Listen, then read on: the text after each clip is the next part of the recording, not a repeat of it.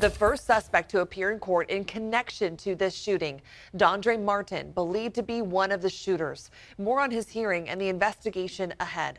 Martin and his brother, Smiley Martin, the only two in custody in connection to the shootings, both with a criminal history.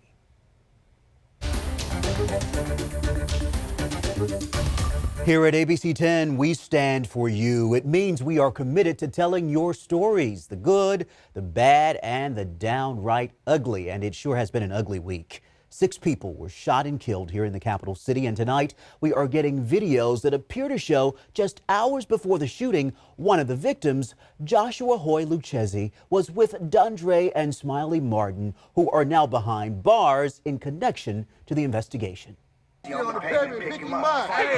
This appears to be Joshua and Smiley Martin dancing and waving guns on Facebook. Based on a timestamp on the video, we believe this was recorded the night of the shooting.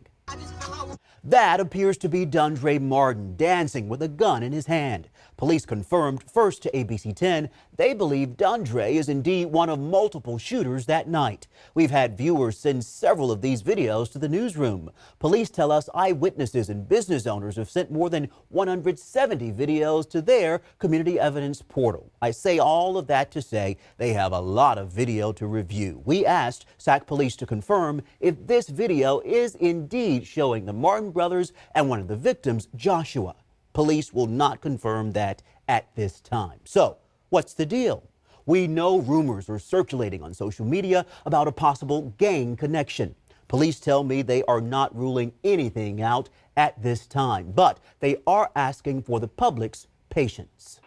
Like I said, it's a very complex investigation, and we're still learning what everybody's roles were in the incident itself. One thing is certain, this entire thing is tragic. Every single victim who lost their life was someone's son or daughter, and their families are grieving tonight. Our thoughts are with those families during this difficult time. News stories tonight from those who experienced and survived Sunday's attack. ABC 10's Luke Clary spoke with a pair of experienced security guards on what they saw that night, and local groups already on the ground in downtown searching for solutions. The flames at this small memorial on K Street still flickering tonight. The shooting that happened here shining a light on problems with no easy solutions. When something like this happens, we flood the zone. We must honor the lives lost. We grieve with the families of the victims. We say it's unacceptable, but solutions are hard to come by. It makes me teary-eyed, but then I get angry. I get angry because this is a preventable issue. Sheikah Hamilton of Brady United Against Gun Violence speaking with the family of Sergio Harris. Is Sergio's picture up here? Right on the corner here. One of the 6 killed in Sunday morning's shooting blocks away from the Capitol, where some of the country's strictest gun control laws are passed. You have neighboring states, guns travel.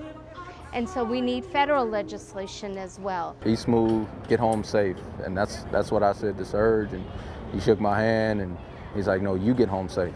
That was the last words he said. Rob Coates with fellow security guard turned podcast host Wynton Griffiths. It was horrible. There's no other way to describe the feeling that you got that night. It's a sad time right now in the city. In a live show, recounting how the night played out and what went wrong. They say security has to clear the sidewalk after bars close so we won't see brawls like this in the first place. We want you to clear the street because that's when these type of things can happen, when people linger around late at night, especially when you have the alcohol consumption being involved. Secondly, they say a greater police presence downtown serves as a deterrent. It does.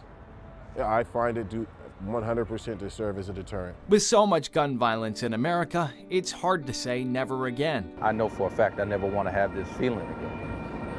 And I don't want to witness what I witnessed again. For the families that are watching and tuning in, I'm sorry, and my condolences to you. We can point out what went wrong, but solutions. And there's always more that we can do. We don't just throw our hands in the air and say we can't do anything. Remain hard to come by. And the families coming here tell us they'll continue to return to this spot to grieve, to comfort one another, to share information. Days later, still difficult to wrap your head around why this happened. Two brothers from South Oak Park arrested and facing gun charges for their alleged role in the mass shooting. As we mentioned earlier, one of them making his first court appearance today. ABC 10's Van 2 was in the courtroom and has more on their criminal history. And that includes the fact that one of the brothers was out of prison despite a 10-year sentence. Yes, definitely a lot to cover with these brothers, starting with the oldest of the two, Smiley Allen Martin. I'm going to read you this quote here. It says, if he is released early, he will continue to break the law. That was in this letter from the Sacramento County District Attorney's Office to the California's Board of Paroles. Now, prosecutors in this letter were arguing against Smiley's request for early release, listing a number of violent offenses, including robbery, assault, aiding prostitution, and multiple weapons charges. Prosecutors said Smiley, sentenced to 10 years, had no regard for others or the law. He was transferred to state prison in 2018, but state prison officials, though, say Smiley was denied this early release, but under the law, he had completed his sentence on account of time in jail during pretrial and post-sentencing, and was released from prison this February to Sacramento County probation. Now, he is currently under supervision at a local hospital. Back here at the Sacramento Criminal Court, it was a very unusual set of circumstances for the younger of the two brothers, Dandrae Martin.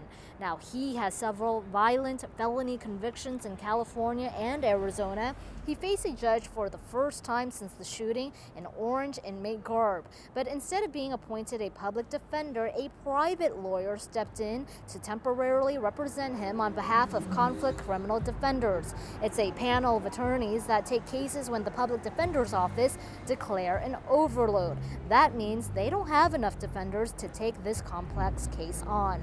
The lawyer describes Dandrae's mood as somber and serious, noting that all are innocent until proven guilty, but she says this large case is part of a bigger picture of gun violence and mass shootings that impact. We need to address it as a society. We're failing everyone. We're failing our young people. We're failing people who go to the K Street Mall. We need to address this. It is not just a criminal justice issue. And we should tell you that Dandrae does face charges for illegal possession of a firearm. The next court date is scheduled for April 26th. Meanwhile, Sacramento police are still searching for more suspects, and they need your help. You can scan the QR code on your screen right now to submit any tip or video. The code will take you to the Sacramento PD Community Evidence Portal.